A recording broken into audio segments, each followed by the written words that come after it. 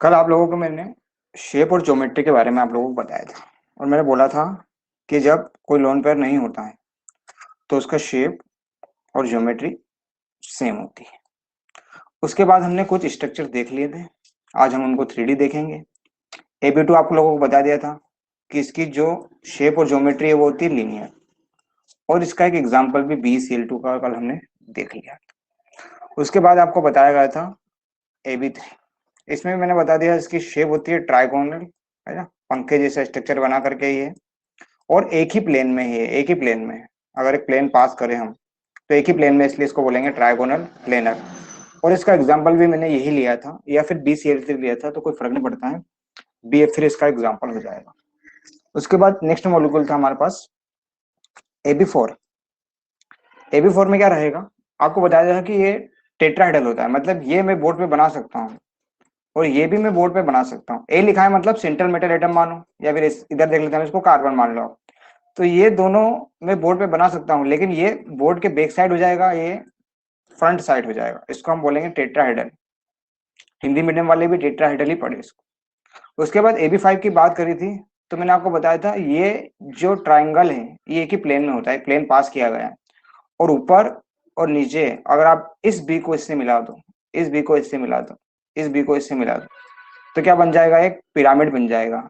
और अगर नीचे से मिलाओगे, यहाँ से ये, यहाँ से ये, यहाँ से ये, तो दो पिरामिड बन जाएंगे। इसके लिए बोला गया है ट्राइगोनल और बाई पिरामिडल। इसका एग्जाम्पल बेस्ड है PCl5। और AB4 का एग्जाम्पल तो कल भी बताया था, वही एग्जाम्पल है CH4। अब इसको देख करके आप हाई सकते हो। फिर है लास्ट AB6, AB7 भी देखा था वैसे। यहाँ पर ये 4 जो है एक ही प्लेन में रहेंगे, और अगर आप यहाँ से इसको मिला दो, यहाँ से इसको मिला दो, यहाँ से इसको मिला दो, यहाँ से इसको मिला दो, तो 8 फेस बन जाएंगे, और 4 ऊपर और 4 नीचे बन जाएंगे। इसलिए इसको हम बोल रहे हैं ऑक्टाहेड्रल, और इसका एग्जांपल है SF। आप चाहे तो इसका हाइब्रिडेशन ही बता सकते हो। S सेंट्रल मेटल एटम है, 6 इलेक्ट्रॉन होते हैं, 6 के 6 यूज हो गए, तो हाइब्रिडेशन हो जाएगा sp3d2। किसी का भी देख सकते हो, अगर आप स्ट्रक्चर बनाते आता है तो हाइब्रिडेशन निकालने में कोई दिक्कत ही नहीं है। PCl5 5 खर्च हो गए, तो sp3d गिन लो, काउंटिंग कर लो। उसके बाद आप जो मैं बताने जा रहा हूँ, आप लोगों को बहुत ही इन चीजों को ध्यान से देखना है। स्टिच देखो आप लोग, आप लोगों के लिए सब कुछ नया है। आपकी स्क्रीन पर कुछ दिखाई दे रहा है और नहीं दिखाई दे रहा हो तो आप उसको जूम करके देख लो। यहाँ पर जो मैं ले रहा हूँ, कल हमने बनाया था AB2, AB3, AB4, AB5, AB6, AB7, है ना। ए सेंट्रल मेटल एटम है, ठीक है।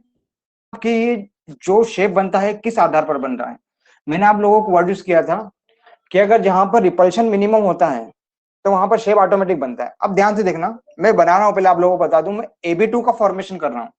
मतलब आप एग्जांपल भी इससे भी कर सकते हो, क्योंकि BeCl2 बनाना है। तो देखो, जैसे ही मैंने एक बॉन्ड लगाया और मैंने दूसरा बॉन्ड लगाया, तो देखो ये ऑटोमेटिक अरेंज हो गया। रिपल्शन जहां मिनिमम होगा, आप कितना भी इसको कुछ कर लो, रिपल्शन जहां मिनिमम होगा वहां ही उसका शेप बनेगा, है ना। शेप और ज्योमेट्री बिना लोन पेयर के सेम होती है। तो आपको दिख रहा है ये लीनियर है, कैसा भी आप इसको करो कि एंगल हम ऐसा करते हैं, नहीं, वो ऑटोमेटिक लीनियर ही हो जाएगा। नीचे लिखा है यहाँ पर शेप और ज्योमेट्री दोनों सेम है, ठीक है। इसकी जगह पे मान लो मैं AB3 कर देता, अगर एक और बॉन्ड लगा दूं, है ना। ये जो लिया यहाँ पर बॉन्डिंग है, single bond, double bond, triple bond और लोन पेयर। इसका हम मैं आप लोगों को बाद में बताऊंगा, पहले बेसिक चीजें बता रहा हूँ। अगर AB3 हो तो खुद से देख लो आप कैसा स्ट्रक्चर बन गया, ऑटोमेटिक। ऑटोमेटिक अरे ये अगर यूं करूंगा मैं तो आपको एक ही प्लेन में दिखेगा, पंखे जैसा, ठीक है। इसको हम बोल रहे हैं, नीचे दिया है शेप ट्राइगोनल और एक ही प्लेन में है, तो इसको बोल रहे हैं ट्राइगोनल प्लेनर। उसके बाद बाय द वे AB4 होता, तो देखो आप, जो आपको स्ट्रक्चर दिमाग में नहीं आ रहा, AB4, ये CH4 की बात हो रही है बच्चों।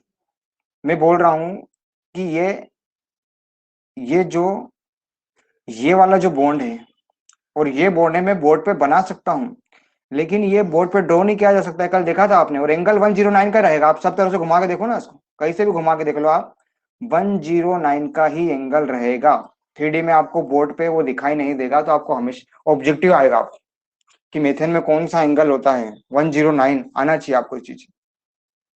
AB4 के बाद अगला हमारा स्ट्रक्चर है AB5। तो इसको भी देखो आप, ये अभी अभी बताया था PCl5 का, अगर दिमाग में ला रहा हो तो आपको ये फास्फोरस यहाँ रख दो, एक CL यहाँ, एक CL यहाँ, तो ट्राइगोनल बन जाएगा। और इसको इससे कनेक्ट कर दो, इसको इससे कनेक्ट कर दो, इसको इससे कनेक्ट कर दो, तो ऊपर एक पिरामिड नीचे एक पिरामिड, तो इसको बोलेंगे ट्राइगोनल बाई पिरामिड।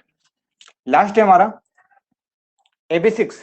तो देख लो ये प्लेन में आ गए हैं, अगर ध्यान से देखो तो 4, और अगर इसको ऊपर वाले से आप कनेक्ट कर दो, इसको ऊपर वाले से कनेक्ट कर दो, तो इसको इससे करो, इसके इससे करो, इसके इससे करो, तो इमेजिन करो आप लोग 4 फेस ऊपर बनेगी, 4 नीचे, तो इसको हम बोल रहे हैं ऑक्टाहेड्रल स्ट्रक्चर।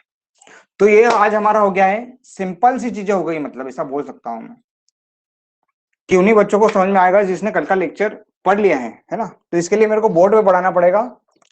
तो हम आज की क्लास यहीं एंड करते हैं, आप लोग ये वीडियो को देख लो दोबारा, उसके बाद हम जो कल की थ्योरी है वो करेंगे। लेकिन मैं आप लोगों को कुछ और चीजें बता देता हूँ, अगर आपको लोन पेयर का स्ट्रक्चर समझ में आता है तो आप देख लो, नहीं तो इसको मैं बोर्ड पे समझाने की कोशिश करूंगा। तो देखो ध्यान से आप, अगर बाय द वे मैं कल जो एग्जांपल करवाए थे वही करवा रहा हूँ, दिमाग में इमेज लाना। कार्बन डाइऑक्साइड CO2 का जब आपने स्ट्रक्चर बनाया था, तो जो ऑक्सीजन है वो डबल बॉन्ड बनाता है। तो देखो एक ऑक्सीजन में लगा रहा हूँ, एक ऑक्सीजन और लगा रहा हूँ, तो ये CO2 का स्ट्रक्चर भी लीनियर ही रहेगा, और कोई लोन पेयर तो है ही नहीं अभी।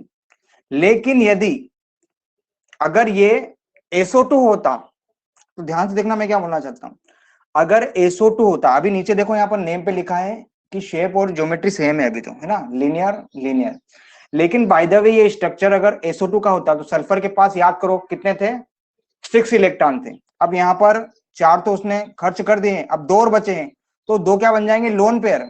और जैसे ही लोन पेयर आएगा, देखो ज्योमेट्री और शेप दोनों चेंज हो गया इसमें। देखो क्या हो गया, इसको बोलेंगे बेंट या वी शेप्ड भी बोल सकते हो, लेकिन ज्योमेट्री रहेगी ट्राइगोनल।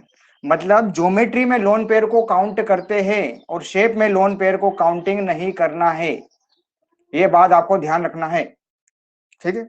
एक और एग्जांपल मैंने बताया था, बहुत फेमस था वो, NH3। याद करो, नाइट्रोजन के पास, नाइट्रोजन कितने बॉन्ड बनाता है, 3 बॉन्ड बनाता है, तो हाइड्रोजन के साथ बॉन्ड बना लिए 3, ठीक है। अब इसके पास एक लोन पेयर भी होता है, तो इसका शेप देखो आप, जैसे ही लोन पेयर आएगा तो रिपल्शन के कारण देखो ज्योमेट्री क्या हो जाएगी, ऐसा बनेगा आपकी कॉपी में। टेट्राहेड्रल तो रहेगी, CH4 वाला तो रहेगी, लेकिन जैसे ही लोन पेयर आता है, ठीक है, इसमें थोड़ा गलत प्रिंट है, जैसे ही लोन पेयर आता है तो ज्योमेट्री तो वही है, लेकिन उसका शेप चेंज हो जाएगा, इसको हम बोलेंगे ट्राइगोनल। ट्राइगोनल और पिरामिडल, प्लेनर नहीं बोलेंगे क्योंकि ये एक ही प्लेन में नहीं है। एक और स्ट्रक्चर आता है H2O का, तो याद करो ऑक्सीजन, ये ऑक्सीजन है, ठीक है, या फिर ऑक्सीजन है, ठीक है। ऑक्सीजन कितने बॉन्ड बनाएगी, 2 बॉन्ड बनाएगी, तो 2 हाइड्रोजन ले लो। देखना अभी तो कुछ नहीं है, क्योंकि लोन पेयर होता है तो चेंज होगा सब कुछ।